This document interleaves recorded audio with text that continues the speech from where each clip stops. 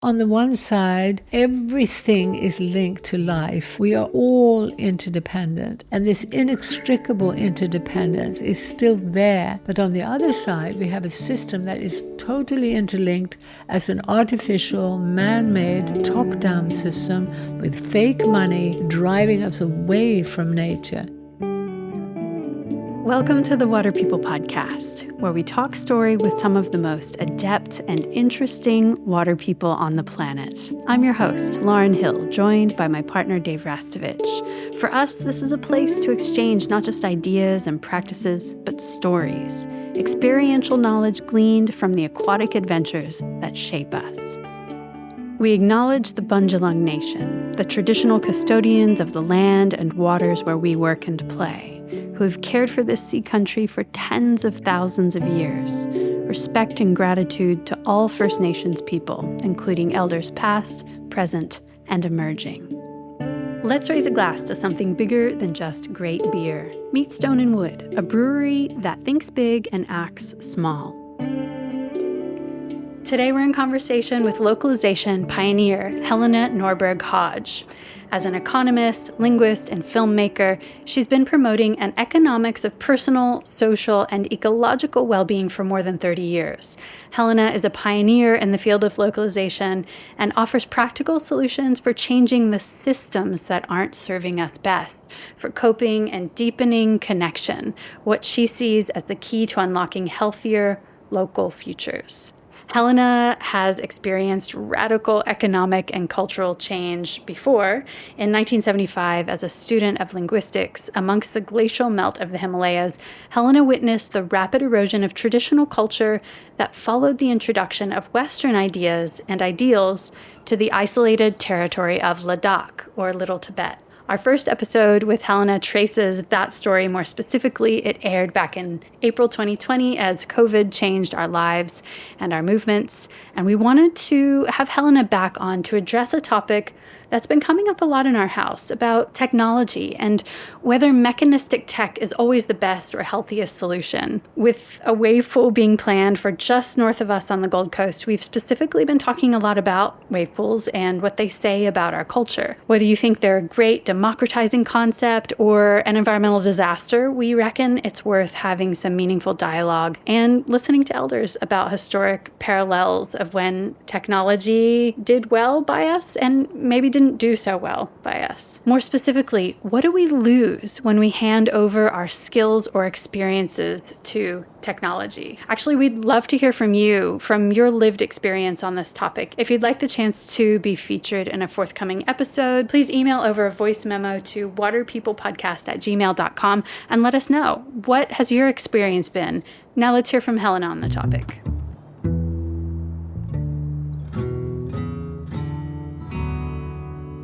So Helena, in surfing circles lately, I've been involved in a project that was all about surfboards, and it's a really popular project that people do each year or so with the main storytelling hub in the surfing world at the helm. And so anyway, I was invited to do it this year, but I only agreed to do it if they made the surfboards with flax material. So, and the reason I asked them to do that is because I'm 9 years into using flax as a material for making surfboards, and I haven't broken one. I haven't even come close to breaking one. And so what I wanted to do with this project was inject that into the surfing community around the world as a prod to stop us from going into throwaway culture, into planned obsolescence, into mass-produced poor quality stuff, because it's started to really encroach into the surfing culture around the world, and it's embarrassing, and I don't want us to go down that path. And I think a lot of surfers feel the same. At the end of it all, it's been received hugely well, really, really fun, a really lively way to talk about big issues. And where I got to at the end of it was about how we hand over skills to technology. And what I discovered was, even though I was talking about these things which I think are really great, which is avoiding throwaway culture, avoiding planned obsolescence, what I noticed was actually that we were still making these modern surfboards that are toxic and that do cost the earth to make them. Yet ancient surfers were able to ride waves successfully of all sizes and consequence on thin pieces of oiled timber.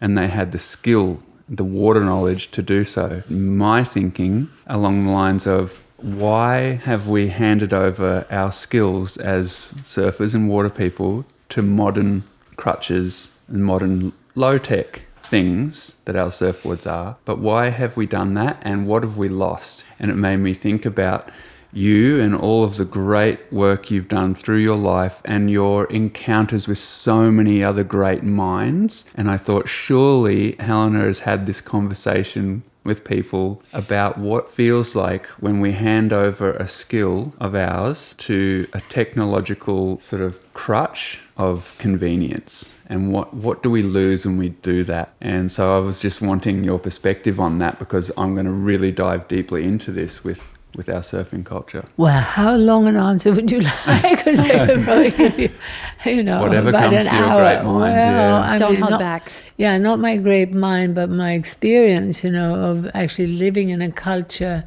where children grew up learning skills, practical skills in a whole range of areas, including building houses, including making things, including weaving, and seeing that with modernity, what happens is that we were shoved into schools where we were essentially trained to suit industrial production and wealth creation for others. So overall, it's been disastrous, and what I'm seeing is that there is a huge cultural turning where people who've sort of experienced the end sort of the really gone into the big city, been part of the success story, had everything supposedly, that people actually develop a hunger for a more authentic and real life. So they develop a hunger to go back to nature more, to have more community, and to also start discovering that they can actually do and create things and be creative, but very different from the creativity that has been captured and often commercialized in the dominant system. So the creativity now is precisely that people love learning to carve a wooden spoon or to actually make something that somebody could wear. It's particularly in this area of artisan production for needs, and so that you're making a beautiful chair and a beautiful spoon and a beautiful table or a beautiful dress that can actually be used. That's where I see a level of deep satisfaction and healing in people. And so, for instance, one of my favorite projects is a prison project in England, where prisoners are helped. Part of it is also their help to communicate in a deeper way, a deeper sharing. So this sort of circle sitting and sharing in a deep and vulnerable way from our fears and from our self-rejection, from our problems, but also from our joys. That's emerging across the world, actually, particularly in the most industrialized places where people have been cut off from deep connections. In the typical big city, we don't even know the name of our immediate neighbor. We don't look each other in the eye. We never say hello. And so it's a very lonely experience, and we end up behaving in a very superficial way where we just try to show off at how happy and independent we are and that we don't need anybody. But so part of this prison project is not only to help people feel connected to others, but to learn how to grow food, to learn how to do pottery, to do wood carving. And it's the most beautiful example of how profoundly needed this is, how it's in our DNA. And these prisoners, the recidivism rate is a fraction of what it is, normally. And it's just so important we get this message out, because almost everything that's funded by our governments right now does not understand this, is continuing on a path towards more more technology. They think it's helpful now if someone can have a robot helping them when they're crippled rather than a human being. So the isolation, both from others and from nature, is a consequence of more and more technology. So technology has replaced our relationships with one another and with the earth, and our sense of aliveness, the sort of difference between a world where we do make more things from the natural world. The difference is that we're in tune with a flow and a change and a constant diversity, so that this keeps us alive. When we herded into the techno-urban monoculture, and starting with sitting still at school, and in the entire formative years of children in these schools, from the age of 5 to 18 or something, they learn nothing about how to create any of these practical tools or need, and they learn nothing about their own environment. When they graduate from sort of high school or ordinary schooling, if they decide to become an architect, they will learn about how to use fossil fuel-based materials. And it's a monoculture, worldwide monoculture, with things being transported over great distances. Or if they decide they want to learn how to grow food, it's becoming an ag expert, learning how to use fossil fuel-based chemicals and chemical fertilizers that have killed the soil, and that have, not only killed the soil, but poisoned us, because those monocultures that are part of that are so unnatural that they need chemical input. So on and on and on. I'm sure maybe you'd like to ask a question. Oh, it's a great insight. The experience that we had before this project that Dave was speaking about, the surfboard project, Dave and I had this experience of driving in Minnow. We were driving inland in California toward Yosemite Valley, and on the way to beautiful, protected, this sort of beacon of environmental victory, really, in the National Park of Yosemite, is this new hub in surfing culture called the Surf Ranch in Lemoore, California. And you have to drive through Lemoore on the route that we were on to get to Yosemite. And it's this industrial version of surfing, completely human constructed, fossil fuel based. And all around us in that particular place were industrial farmers on track, if you can call them that, farmers on tractors in hazmat suits with respirators on, spraying who knows what. And it was so striking to us both. We were like, how did surfing end up choosing this side of what is available in this incredible state? How did we go the industrial route? And these sorts of venues are really proliferating right now. The wave pool. Wave pool, yeah. Yeah, the wave pool is what it is. So it's a human-made fake wave, a fake wave that you can surf anytime, completely independent of any natural input. Well, except for wind, really. But no one in the surf culture really is asking, should we be doing this? Yeah. We can, but is it making our lives better? Is it making our culture richer? Is it the direction that we should be going? Do you have any wisdom to lend on what you can see from it? I see, for me and my colleagues, forever we've been trying to talk about the logic of what's called progress, which is this mix of technology. You have to remember, money is technology too, and has been pushed on us from above, from global traders in goods and money, that in order to extract wealth for them, moving us into an artificial world where we don't create anything ourselves allows them to create a situation where everything we need, we depend on them, on the money that comes from them, on the goods that comes from them. And all the while, that's been into a sort of Disney World version of life. So for me, I think one of the most important things for us now is to really look honestly at epidemics of depression, anxiety, and even suicide, especially among young people. We really need to understand that people are not thriving in this man-made artificial world. It is so unnatural, and it is so, again, for me, why I'm so certain about this is because I saw it in Ladakh or Little Tibet, where I experienced an ancient culture where people were, the fundamental thing was they were deeply connected to nature and to each other, all of life. And in that deep interconnection, they had so much more security. The relationships were more solid, were more ongoing. So every child had several caretakers, 6-year-old boys would carry a baby. All of that security that then also meant they knew the streams of water, they knew the trees, they knew the cycles of the moon, and in operating within that, not fighting it, not thinking they could create something better than nature. There was this deep security and deep relaxed tolerance and also acceptance for every child and for every person, accepted as you were. And the deep embedded way of being is also one where we recognize that we're all different. You actually experience the diversity. Seeing those people both pushed and pulled into an urban dream, a make-believe of how life can be so much better, and seeing that literally within a decade it led to depression, within about 15 years even suicide, something that was unknown, and now a suicide a month or something with young people. So it was very, very black and white.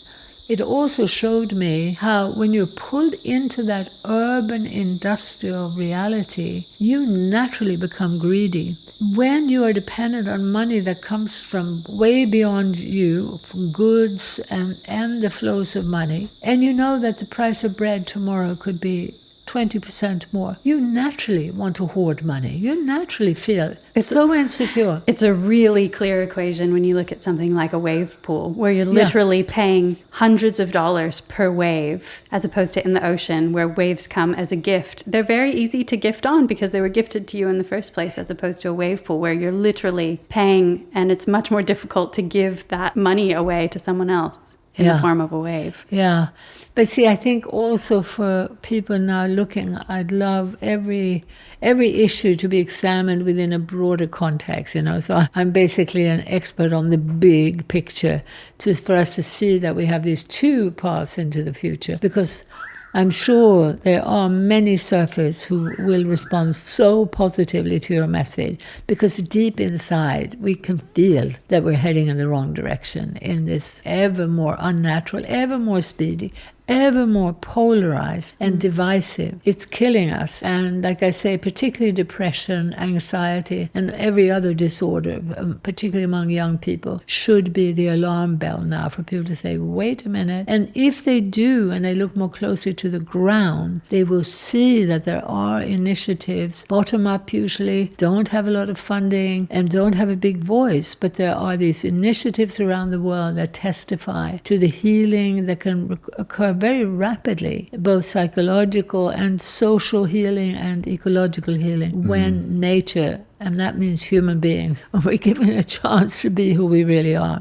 Helena, this really interests me now, because this whole conversation interests me, but right in here, I feel like we're at the point where we need to learn from others who have gone through this experience so that we can emulate that and we don't have to reinvent the wheel here. So you would have seen, I'm sure, some people in Ladakh see the warning signs of this industrialized modern worldview coming in and eroding culture and place there. How did some people see that and then choose not to participate in that? What have other people learnt through going through that experience, and how can we apply that in our way with something like what we're just talking about with surfing as it is at its best, which is a really intimate, deep connection with the living, breathing world? Well, I can tell you that the recipe that's made the resistance work is, in my experience, almost without exception, an experience of that make-believe paradise in the urban center. So my experience is that indigenous people who have had no experience of modernity and who have only been subjected to this advertising image and tourists who come in and never seem to work and have lots of money, they're very vulnerable to thinking, oh, well, maybe this is better. And particularly the young, and young men in particular, are very easily lured into it. So that's what my experience is of very remote people. But the strong leadership from indigenous people is almost always indigenous leaders who had experienced something of that Western model, and the particularly strong ones are ones who actually lived in the West for a while. It's just not enough to go as a tourist in either direction. You know, when we go as tourists to places where perhaps, you know, children are carrying their siblings on their back, or where they've got dirty hands because they're doing farming, you know, we tend to say, oh, they're so poor, they have nothing. Because we haven't experienced the peace of mind they have. We haven't experienced the benefits of using your body and being actually more creative and more active, and particularly of having extended family and community. And so we think they have nothing, and we don't realize, you know, that we actually have been quite impoverished. But what I see is that from the West in particular, there's a growing awareness that we want to get back home to nature. We want to get back home to where we really belong. Please stay tuned while we take a quick break to acknowledge the folks who help make our podcast possible. Let's raise a glass to something bigger than just great beer. Meet Stone and Wood, a brewery that thinks big and acts small, right from the heart of Byron Bay. Stone and Wood isn't just about brewing beer, it's about building a community. Certified B Corp and driven by environmental and social responsibility, they're all about making a positive impact one sip at a time. Their philanthropic arm, the Ingrained Foundation, supports local grassroots organizations, channeling funds and volunteer hours straight into the communities they call home, focusing on environmental and social causes close to the heart. Here's to Stone and Wood for crafting exceptional brews and for making a tangible difference in our Northern Rivers community. Patagonia is in business to save our home planet. Founded by Yvonne Chenard in 1973, Patagonia is a surf and outdoor apparel company based in Ventura, California. As a certified B Corp and a founding member of 1% for the Planet, the company is recognized internationally for its product quality and environmental activism, as well as its contributions of nearly $230 million to environmental organizations. Patagonia's unique ownership structure reflects that Earth is its only shareholder. Profits not reinvested back into the business are paid as dividends to protect the planet. Futures makes the first surf fins from recycled fishing nets. Alpha Net Plus is an innovative collaboration between Futures Fins and Borreo, blending carbon and discarded fishing nets. To date, they've transformed more than 35,000 kilos, that's about 77,000 pounds, of discarded fishing nets into new alpha fins at their headquarters in Huntington Beach, California. Nets that would have otherwise ended up in the ocean. Made for high performance and tested by the best, from our very own Dave Rastovich to friend of the podcast, John Florence, Alpha is available in a wide range of fins for those who want to make a difference with every wave you catch. Learn more at futuresfins.com. The best summer surf seasons go hand in hand with fried eyeballs. Looking perpetually red-eyed might be an indicator of good times, but it also hurts. Good sunnies are non-negotiable, but ours inevitably get jumbled in the beach bag and the lenses get shredded by sand. Child, that's CHILDE, Eco Eyewear reimagines the way we use sunglasses. Instead of tossing out frames because of scratched lenses, the Child for Life program offers free lens replacement up to 12 months from purchase and for a small fee thereafter. Child makes sunnies and prescription glasses from plants, not petrol. It's eyewear that's made to last and able to be repaired for a smaller energy footprint. Let's reimagine the culture of disposability together. Learn more at childeyewear.com. So I hear what you're saying there, Helen, and I love how you've done that, where you've taken elders on like reality check trips to the West and seen how lonely our elders are in nursing homes and how lonely children are and the dysfunction there. But I don't want to see surfers having to go to these chlorinated, modified pools to realise that it's a waste of water, a waste of time and money and so many other so many core aspects of the living world to go into this synthetic wave experience. So how do we communicate to each other in an effective way so that the masses don't have to go to these silly wave pools and experience that to get a reality check? Because it's like smoking, like you shouldn't have to smoke a cigarette to know that it's terrible for you. So how do you communicate to each other so you people don't have to go Yeah, those well, I calls? think that's, for me, it's really the most important question. And my answer is that we invest much more of our effort into communicating. And that means doing podcasts like you're doing, making films, sharing the stories, and getting the word out widely. Because, like I say, I see again and again that the voices that are promoting the more alive and natural way of doing things are not getting out there. The dominant message in both mainstream media and academia doesn't see it. And so we're suffering from a path of this alienation from nature that was also a path of ever greater specialization, ever more narrow perspective. It was linked to seeing the world as a machine and thinking that if you understand the parts well enough, well, then we just put them all together. It doesn't work like that. It's all interconnected. And a very important scientist, Rachel Carson, stressed this already in the 60s, an American scientist who was pointing out that we think we can poison some nasty insects with DDT, but we're actually killing some very lovely birds that we don't want to kill. So we better wake up and make a shift in science towards much more interdisciplinary, holistic science. So that part of the message now is to understand how we've gone so wrong and how we have to actually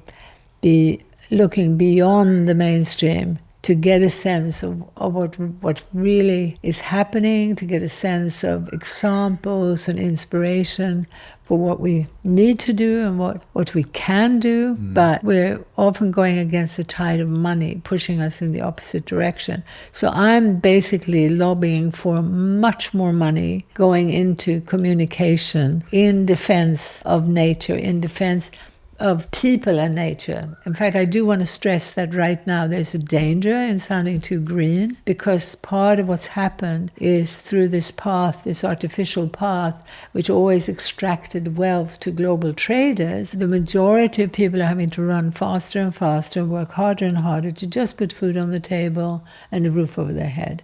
And as people are running faster and faster doing that, they're also becoming often more aggressively anti-green. They feel this is, they want us to look after the earthworms more than our own children, And so there's a very clear turning in that direction in the mainstream. In the meanwhile, at the grassroots, if you look closer to the ground, there's a very clear desire on the part of people to have a better relationship, both with each other and with the natural world. So every single discipline will have an alternative ecological voice that's so small, and it's gathering both those voices, those experiences, those examples, those visions, and making them more available for people. And I think we could build a very powerful movement for meaningful systemic change if we, in a holistic way, talk about what's happening to people and people's happiness and how everybody's working harder and how it's the same policies that are driving up climate emissions, ecocide, deforestation, exactly the same policies. So we could all come together in a collective voice to demand a shift in essentially taxes, subsidies, and regulations that now governments on both left and right have used to support global monopolies while impoverishing really healthy, sustainable ways of doing things. The impetus for this conversation, Helena, and hopefully we'll gather stories from other people as well, is really the question of what is lost when we hand over skills to technology. And a number of years ago, we sat down for a conversation like this one, and you talked us through the example of the chair and what has been lost with the monoculturing of chair design. And I think it is a beautiful parallel to the surfboard. In our modern surf culture, we think of the white 6-foot 3-finned surfboard as the quintessential peak of surfboard design and performance. And I'd love for you, Helena, to tease out that example of the chair and what has been lost by giving away our craftspersonship to machines. Yeah. Basically, we're selling ourselves down the tube. We're getting more ill. We're getting more unhappy, and we're destroying the earth. And so the chair example is this ubiquitous fossil fuel-based plastic white chair, which is being delivered into every ecosystem on this planet at an artificially low price. And it's killing off the skills of literally infinite styles of chairs and billions of people who knew how to make a chair out of bamboo, out of wood of many different kinds, woven chairs, cloth chairs. All different numbers of legs, probably. Yeah. So it really is quite remarkable how we've been allowed to be so impoverished. And the way I understand it, again, when I look at the Ladakhis, but also when I look at what's happened in Sweden in my lifetime, the change is gradual enough that we just somehow don't see it clearly enough. So we don't say, oh my God. It's gradual enough so that even in Sweden, when I was growing up, first of all, we didn't have television when I was growing up, but then television came. But we didn't, for decades anyway, have American advertising or even American programs. But again, by forcing open countries to this trade regime, countries have opened up to global media, which is corporate for profit, and it has essentially destroyed all the programming that was closer to nature, closer to diverse cultures, closer to representing what people want. So now we have this commercial drive, and we have, in Sweden, parents did notice that when American program came in, that young people were becoming more violent with violence on the screen, but not enough, not collectively enough to actually do something. Right now I'm working with a friend who's a psychiatrist in Sweden, and she's seeing this epidemic of depression among young people, but she's saying that in that field, people are just not looking beyond saying to the child, oh, what's wrong with you? You're depressed. What's wrong with you? We must fix you. That you feel like committing suicide. No recognition of this bigger picture reason. And the bigger picture reason is that we've been pushed into a passive, unhealthy way of living. They now talk about sitting being the new smoking. And we could live in ways where we actually use our bodies, where we actually move, and where we create things, and where we dance and sing more. But another thing that technology has done is to rob us of time. So I think that also feeds into the surfboard. Now in our very rushed lifestyle, you want to be able to go just for that hour, to have that guaranteed wave, instead of going searching, several beaches and you can't be sure. So the time poverty completely serves this extractive, very destructive system. Yes, thank you. That is so perfect. I can't wait for people to hear that in our circles, because that's exactly what it comes down to. Yeah. Most people now, because the wave pool thing has only reared its head in the last couple of years, most people who live near enough to one, there's one in Melbourne, and so people who live down there... I remember Chris Hemsworth took you down to it. I remember that. Seeing that. Yeah. They're building one on the Gold Coast now. What happens is, it's basically because people have such little amount of time, they're like, I only have an hour after work on Friday evening, and I don't know what the surf's going to be like. Let's just book an hour at the pool. And so people are doing it because of that reason. Yeah. And it also feeds into, like, even I wrote in my book, about the craziness of Westerners driving a car to go to the gym instead of bicycling somewhere. Yeah. And yet, we almost all end up doing these things because we're so time poor. And I want also listeners to hear that we need to be kind and compassionate with ourselves. When we see ourselves within this system, we mustn't take on too much of the blame. We mustn't think that we single-handedly can suddenly change our lives so much that we don't have any time pressure. I know that you two have sort of succeeded, but it's incredibly difficult. Whereas if we wake up a bit and then collectively say, wait a minute, what is it that's pushing us? Why do we have this time pressure? And part of it is our naive belief that technology is neutral, that technology just depends who's using it. No, there are very structural and very real ways that we need to look at techno systems that have been driving us in a direction that we really don't want to go. Another message that I've heard you speak to a lot in the past, Helena, is that the trajectory that we're on increasingly necessitates the use of energy. So many aspects of our lives that seemingly make our lives easier actually end up taking up more time, and also they require exponentially more energy. Can you speak to that a little bit? Absolutely. I mean, I think the energy consumption, we really first of all need to understand that the statistics we're getting today are not looking at what we would actually need to have enough heating and cooling and cooking.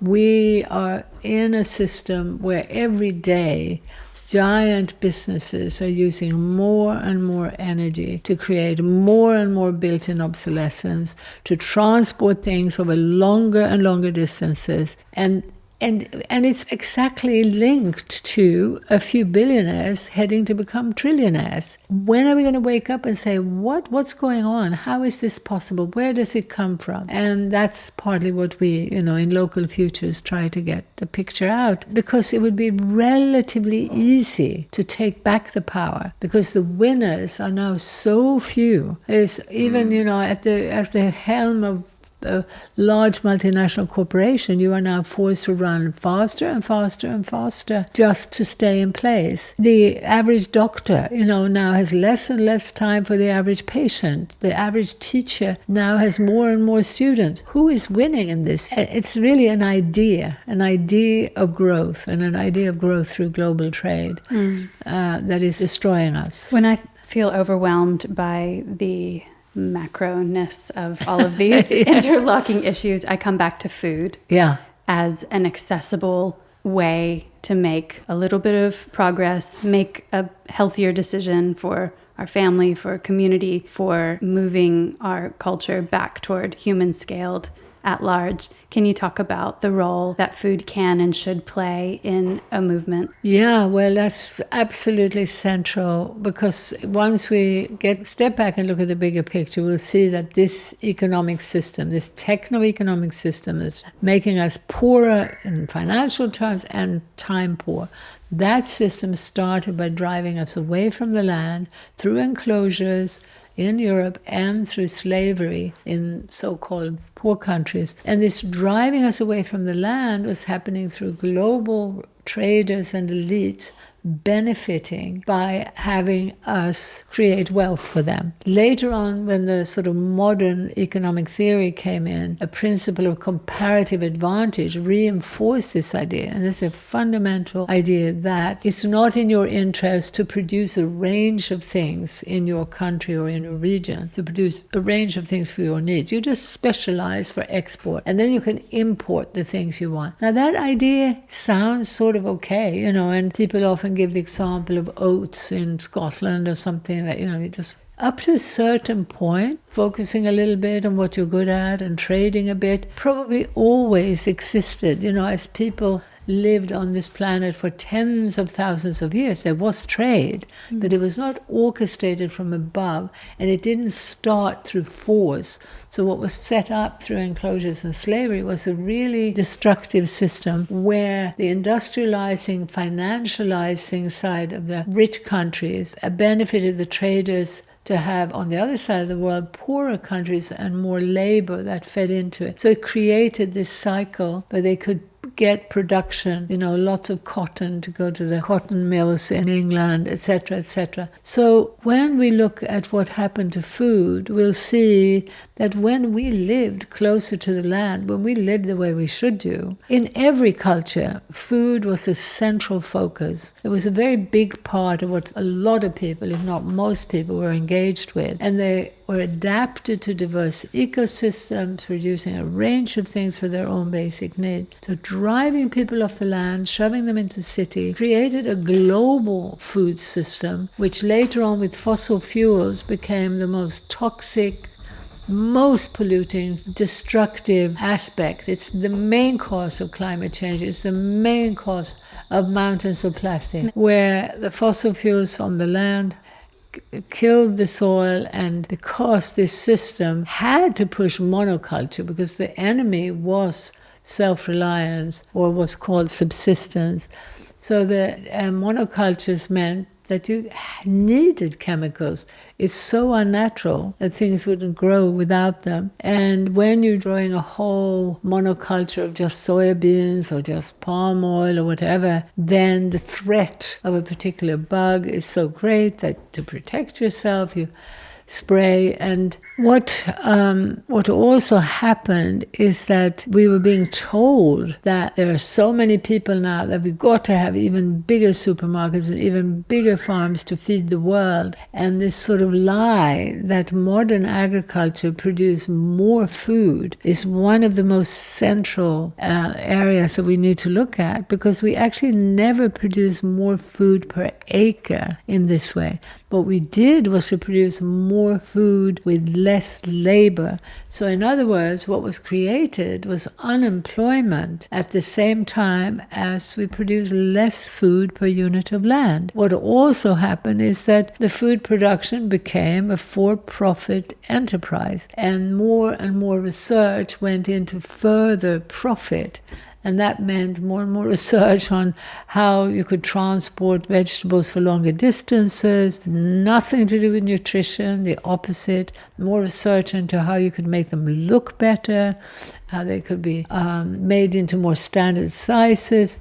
And all the time, the tragedy is that the food has become the biggest cause of a health epidemic. So as it became more and more commercial and driven by big business, it was also becoming full of trans fats, high fructose corn syrup, became addictive, created an epidemic of heart disease, obesity, and diabetes, so that now the younger generation in America is going to die younger than the parent generation. So we're really going backwards with it. And it would be relatively easy to fix again if we just look at the basic economic side of it. In the meanwhile, I've been part of helping to encourage local food initiatives around the world, and it's just the most wonderful movement. It is there, it is everywhere, and it is remarkable how this local food movement is growing despite the fact that governments are still funding the opposite, despite the fact that we're getting junk science that says local food is elitist because it costs more. And this is all because of artificial pricing. We're favoring in this economy fossil fuel and other energy-intensive production, packaging, transport. And that includes surfboards as well. Surfboards, pop-outs,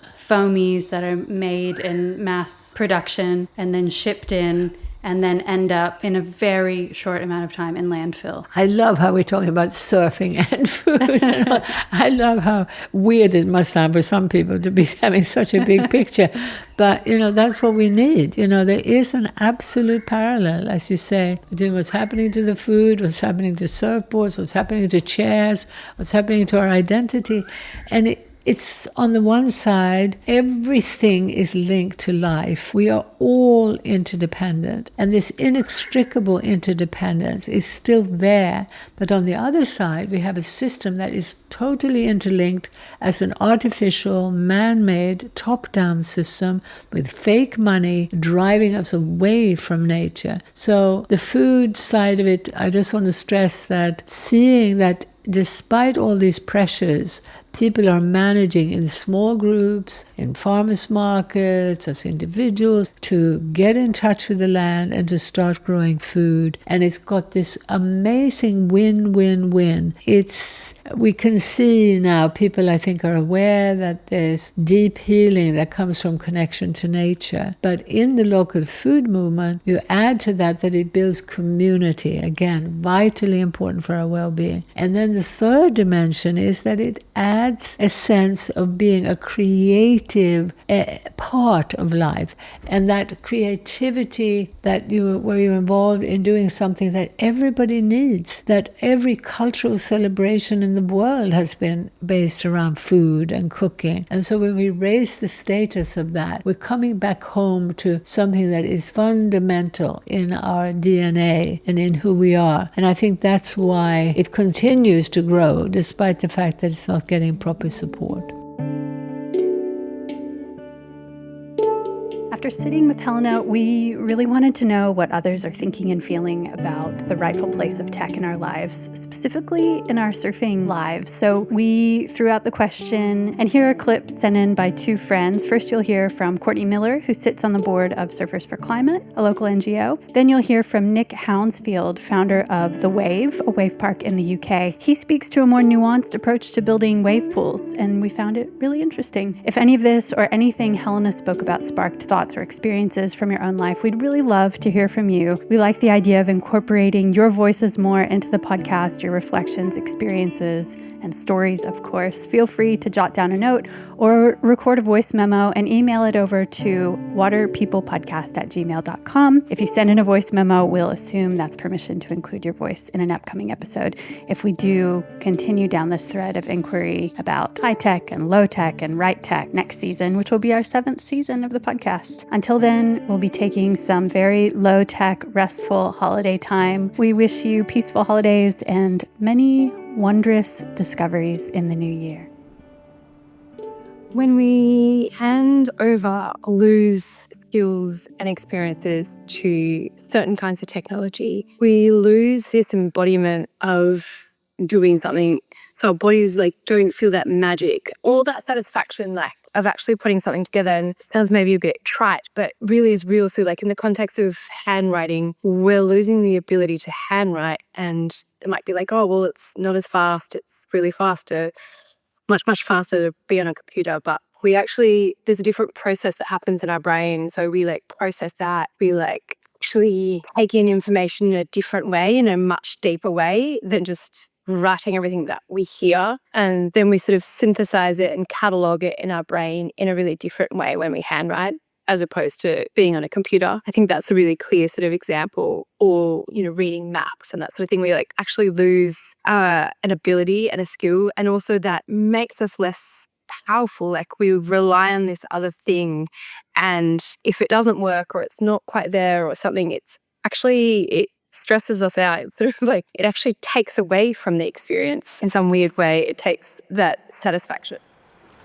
Hi, I'm Nick Hounsfield, founder of The Wave, which is a surf park in the UK. So I really believe that creating access to water and waves for people who don't have any concept of the thrill of surfing and how it can really impact your physical and mental well-being, I think it's just really incredibly important. I have seen a lot of flack online, particularly around surf parks and wave pools, but I do believe it's mainly from the people who already live really close to the beach or the ocean, or can, they're lucky enough to afford to jump in a car or on a plane. So I think trying to work out how we can break down the sort of financial, cultural and disability barriers should be a massive motivation for all of the surf park developers. What I'm mainly worried about is actually surf park or wave pool developers who are just 100% focused on profiteering at any cost. They don't really, I've seen people who don't really understand the surf culture, and they don't really implement the sort of environmental and social issues in their design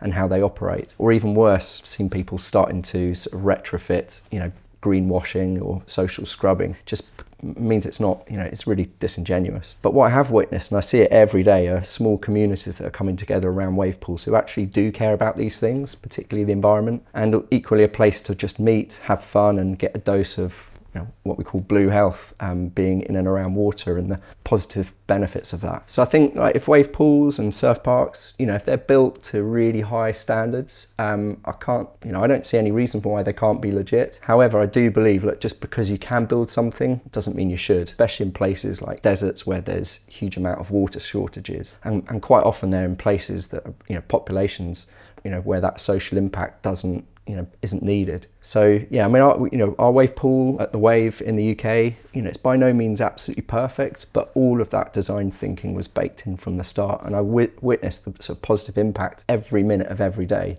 whilst we're constantly looking after the environment, making sure that we're minimising the negative impact. All of our waves are solar powered and battery storage, so yeah, there's no fossil fuels go into making our waves. Wave pools are here to stay, but I do think that responsibility should be on the developer to deliver these places to the highest benchmark, make sure they're truly sustainable in design, and encouraging everything that is incredible about surfing and our incredible surf culture. If you like what you heard, please consider sharing an episode with a friend. Our editor this season is the multi-talented, absolute legend, Ben Jake Alexander. The soundtrack was composed by Shannon Soul Carroll, with additional tunes by Dave and Ben. We have a few new Water People experiments this season. You can find every episode of the podcast on our Water People YouTube page, or subscribe to our very infrequent newsletter to get book recommendations, questions we're pondering, and behind-the-scenes glimpses into recording the podcast and more via our website, waterpeoplepodcast.com. We'll be continuing today's conversation on Instagram, where we're at Water People Podcast.